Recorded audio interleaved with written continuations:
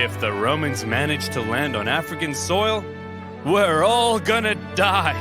A terrifying, hideous, unspeakably painful death. Is that the end of that speech? Yes. What it is, guys? It's your boy BlastphamousHD, and today we're here to be educational for once. I'm gonna keep it real with y'all. I didn't really pay a whole lot of attention in history class. Something about Napoleon Bonaparte, something about some dude named Sherlock Holmes, and the mystery liquids of time, space continuum. And aside from that, none of it really stuck. Today we're here to do something educational and check out a video that you guys have sent to me. It's called The First Punic War. Figure there's no time better than the nigh in order to up my I'm just rambling at this point. Let's do this. With our new 30-day money-back guarantee. Introducing our new, glorious, breathtaking bucket plushie. Limited quantity, available now. Along with some Punic War character pins. Wow. Buy them, or I'll marry your mother.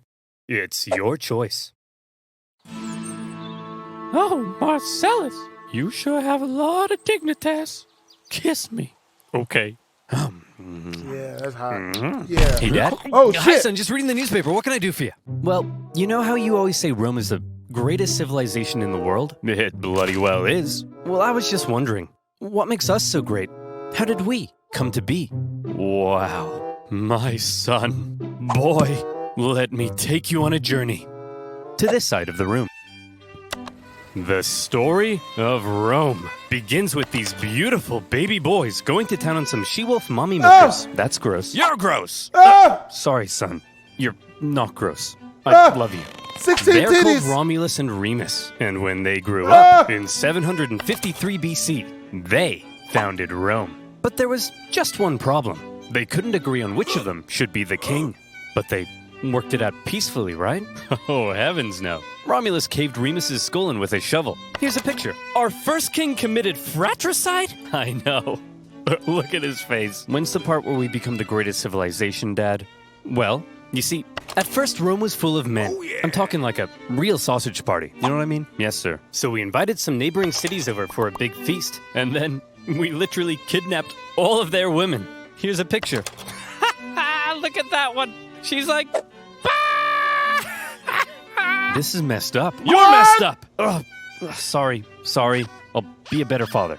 I promise. So then, finally, after centuries of monarchy, those tyrannical kings started getting a little too big for their britches. So we overthrew the kings and established Rome as a republic. Is that when all the killing stopped?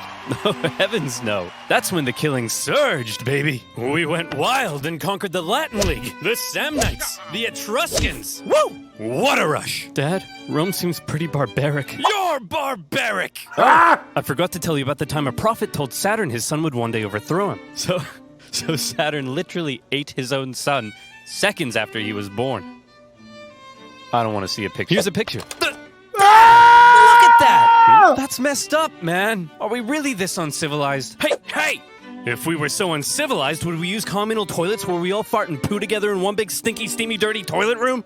Yeah, Dad. We would. Clean your butt with a sponge, Timulus. But all these guys just used it. What's wrong with your son, bro? I don't want to be Roman. This is so weird. You're weird. Sorry, you're not weird. I'm sure you're probably fine.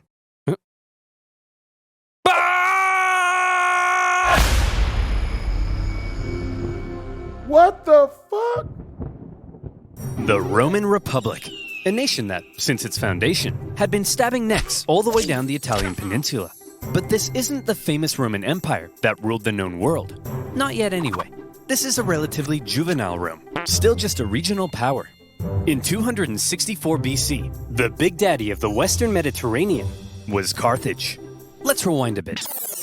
Carthage was founded in 814 BC, when some Phoenicians in Tyre had a mega surplus of goods and decided to export those goods across the Mediterranean.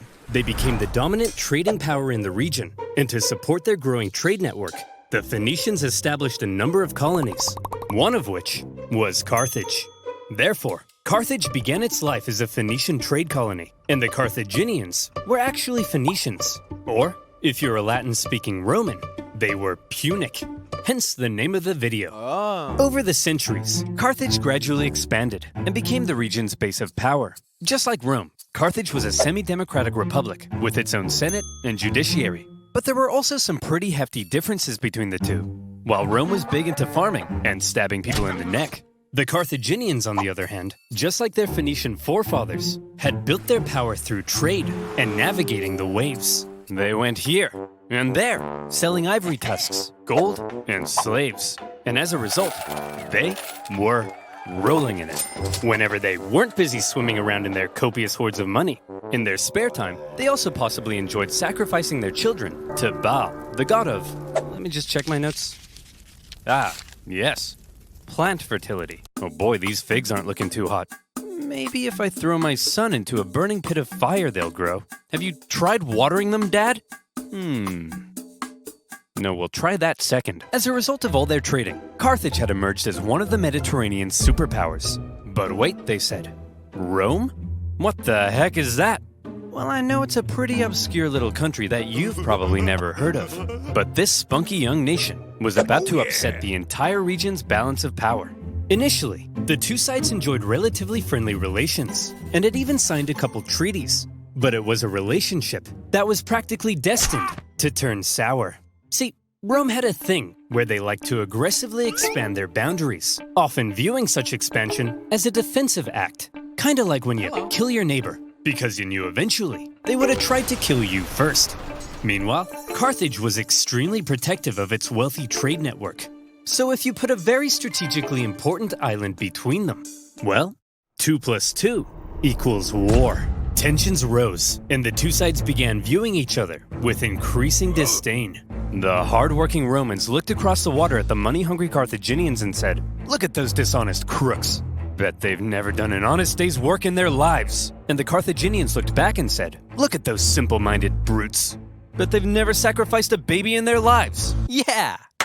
While war between the two superpowers seemed inevitable, the event that finally triggered it was a little unexpected. The whole thing began with a few simple mad lads on a wild night out.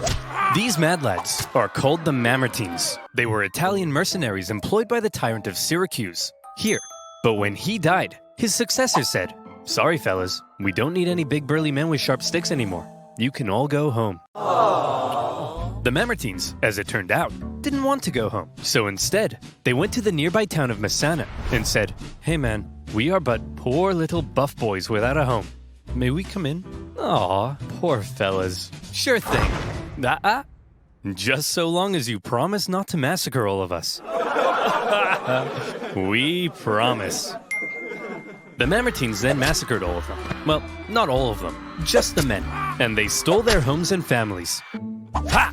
This is my house now. This is my best dad ever mug now. And you guys are my new family. Son, wanna go play catch with your old papa? You're not my real dad! Ugh, teenagers. Am I right, dear? You're not my real husband. Ugh, I'm so trapped in this marriage. Then get out! No, Messana was now controlled by the Mamertines, and they began raiding up and down the Syracuse coastline. When the new ruler of Syracuse saw this, he wasn't happy. The Syracusans began fighting back, and in response, the Mamertines said, "Oh crap, they're fighting back? What do we do? Quick, we'll convince the Carthaginians to come and save us." Oh no! We're in trouble, and we need a big, strong empire to come and rub our bellies. Why are you saying it like that? If I was a big, strong empire, I think I'd like to be seduced. See? It's working! The Carthaginians had long dreamed of controlling all of Sicily. They had been fighting Syracuse and their Greek influence on the island for centuries. And now, here was a great opportunity to get one over on them. So Carthage promptly answered the Mamertines' cry for help and sent a force to garrison Messana. As it turned out, however, some within the ranks of the Mamertines weren't too happy with the occupying Carthaginians, and they sent out a second cry for help to Rome. When it reached the Roman Senate, they were a little more hesitant. Going to help the Mamertines ran the risk of triggering an all-out war with Carthage, and they had only just finished conquering the Italian peninsula, so they were kind of tired. Plus, the Mamertines were all the way across the water. They had never made a leap like that before. So you would assume that to avoid any conflict with Carthage, the exhausted Romans would probably sit this one out. But you would assume wrong. Rome just couldn't resist a good chance for war. Why? Well, there's something you gotta understand about Rome. See, as a republic, they were hell-bent on preventing any one man from ever gaining too much power. And so rather than having one leader, Rome had two, called consuls, who shared power. These consuls could also only serve for 1 year at a time before new consuls were elected. These measures to limit the powers of the consuls were noble, but had an interesting side effect. The consuls knew they had just 1 year to try and gain as much glory and prestige as possible, something that was very important in Roman society. And the best way of gaining glory and prestige?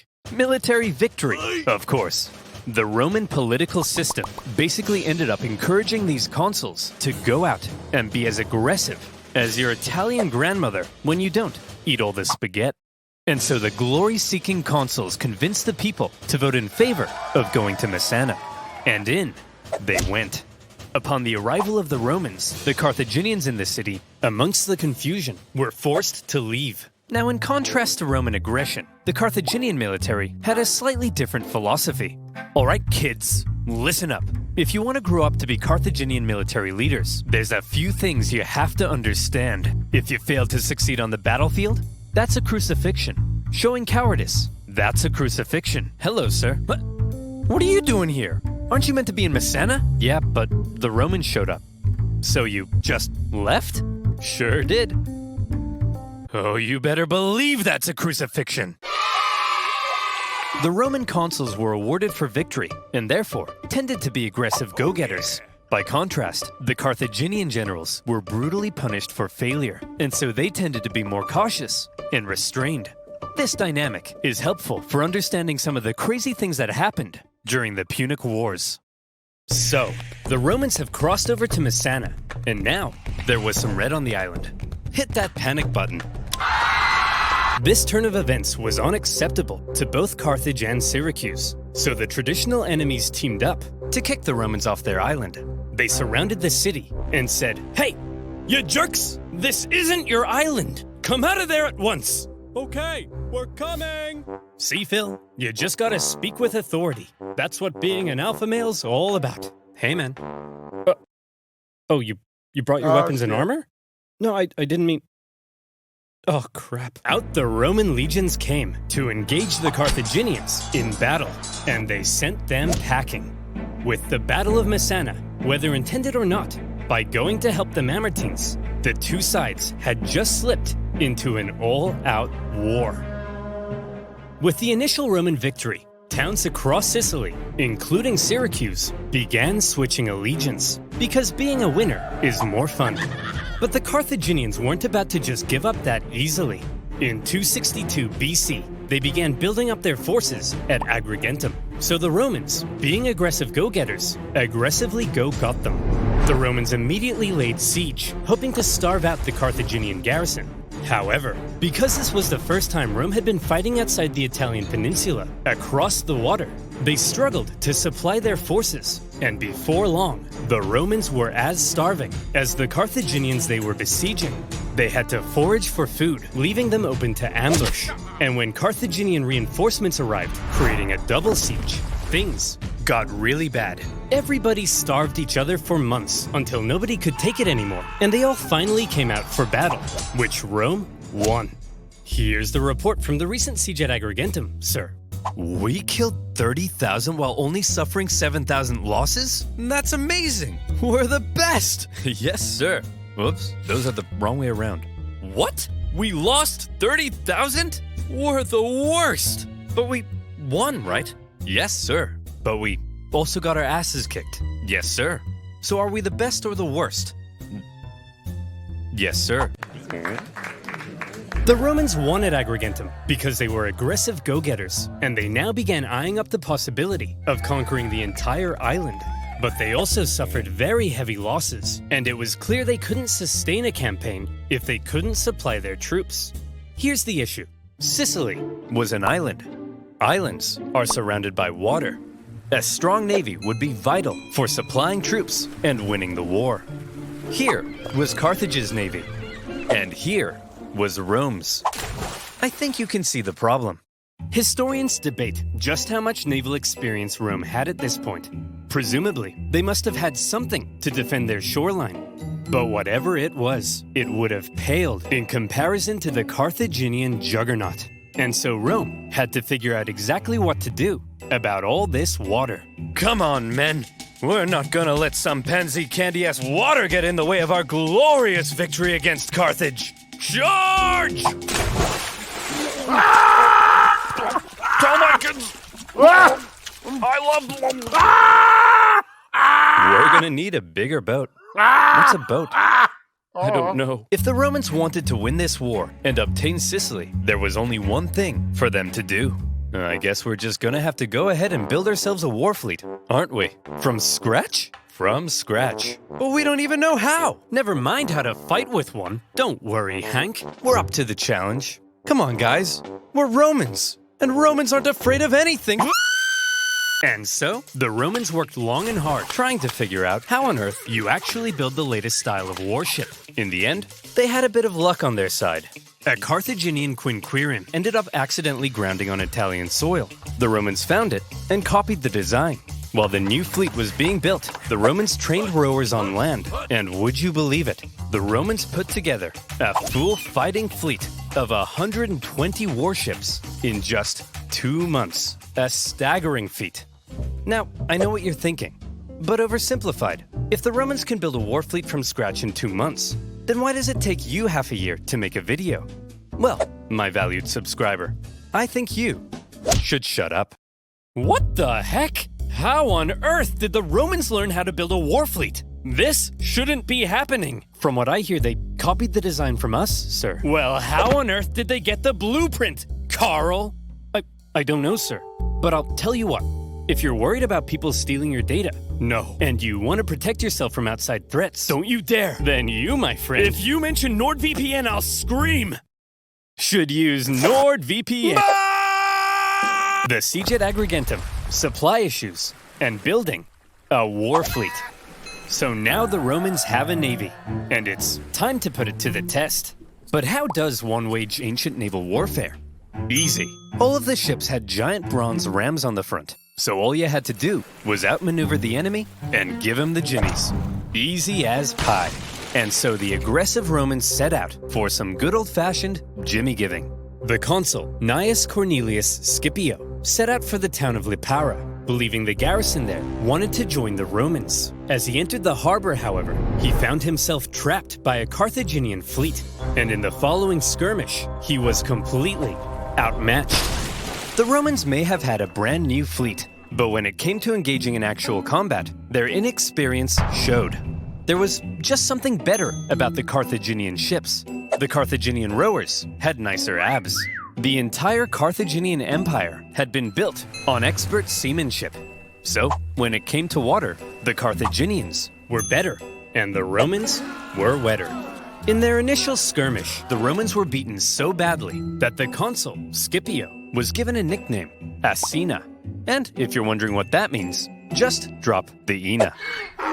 So what were the Romans to do? How could they possibly stand up to this Carthaginian superpower? Well, there's something you gotta understand about the Romans. Back when they found that Carthaginian ship and copied its design, that wasn't a one-off thing. Copying their enemies was as Roman as punishing murderers by sewing them into a leather pouch with a monkey, snake, and rooster, and then throwing them into a river, which is a thing they did. Wait, what was I talking about? Oh yeah, copying their enemies. Many of the most famous Roman inventions were actually borrowed.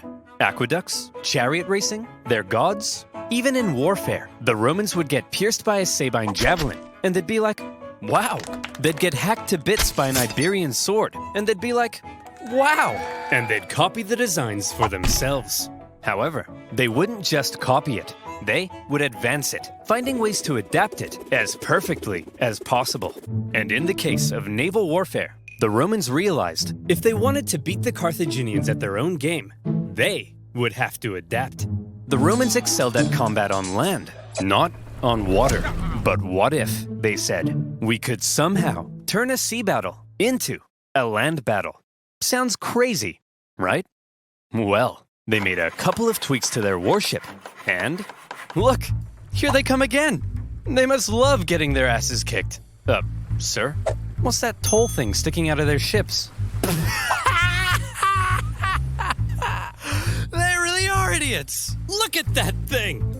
That'll make them blow over. I mean, look at... Bob! Bob! Get your camera out. Take a picture of it. I mean, how stupid can you be? Let's just add a big wooden tower to our ship that'll weigh us down and blow us over in the wind. I mean, what does that thing even do?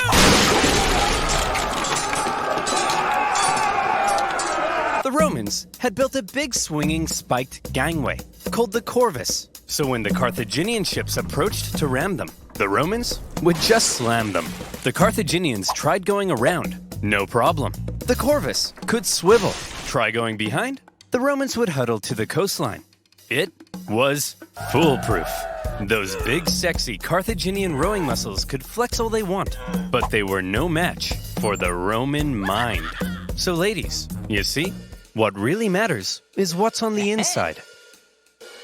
Please go out with me. And with that, the Romans, who had only just recently began dabbling in the art of naval combat, thanks to their ingenious Corvus, had just managed to outclass the Mediterranean seafaring superpower. The Carthaginians were stunned, and the general in charge of the defeated Carthaginian fleet, well, you better believe that's a crucifixion.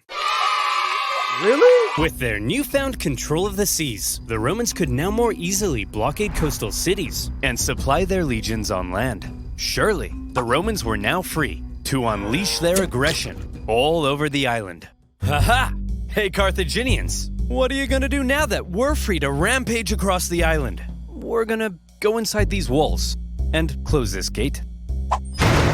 Oh, come on guys, stop messing around. Come out so we can kill you. No. Oh, come on. No.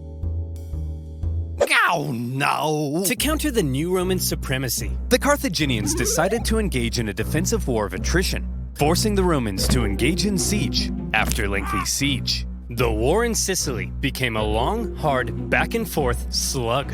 One by one, cities slowly fell as the Romans gained ground. Occasionally, the Carthaginians countered and even pushed them back, only for the Romans to rebound again. And whenever a city did finally fall, the Romans could delight in slaughtering the entire population and selling any survivors into slavery, which was pretty standard procedure at the time.